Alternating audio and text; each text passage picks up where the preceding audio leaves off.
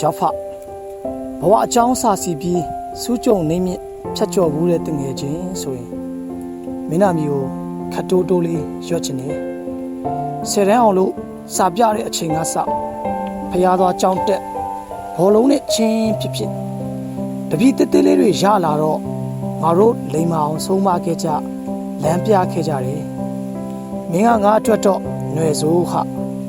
အမားခံအုတ်ခဲတစ်ချက်လို့မာမရက်သူမရှိတူရှိအတူခံစားချက်မျှယူပြီးအနွန်တာတိတ်ခံတဲ့ရောက်ဖငါထုတ်မပြောမိတဲ့ပီယာဆေးတွေမင်းမတပုံကြီးတပွေကြီးယောက်ျားချင်းချစ်တယ်ပြောလို့ရတဲ့ထဲကခံစားချက်မျက်နှာကိုနားလေတယ်ရလို့မှုလိုအင်းတွေပဲချစ်ချင်းမြတ်တာနဲ့နားလည်တကားတွေကမခောက်လဲပွင့်နေမိဘတွေအတွက်တော့မင်းဟာရှောင်ဖယ်ပြေးလို့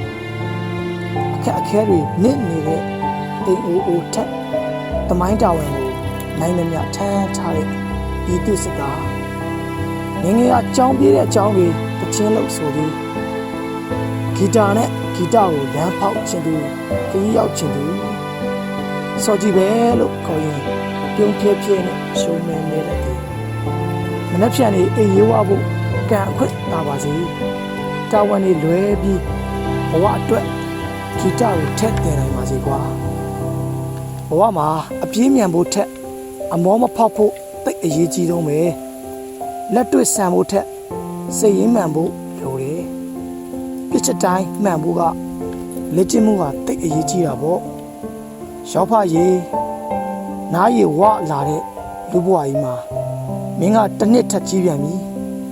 ဘဝတွေကတိတ်မြန်ပါတယ်မတိမတာလေးငါတို့ခိုးထွက်ပြေးခဲ့ပြီဘယ်ရက်တွေထိအတူရှိကြမလဲစစ်ပွဲတွေကိုငါတော့တိတ်မုန်းတယ်အဆုံးသတ်အောင်ပွဲထိအတူရှိခြင်းနဲ့ရေစက်တွေကိုကြီးစံတွေကချိုးဖြက်နိုင်သလားမသိသေးဘူး Happy birthday ရောက်ဖရှစ်ဆက်ဖို့နဲ့စစ်ဖိုက်ဖို့ပါပဲငါတို့တွေကတဘုံကောင်လေးတွေဖြစ်တယ်14ရက်2လ2025ရောခန့်ချော်ကြီးတက်စိတ်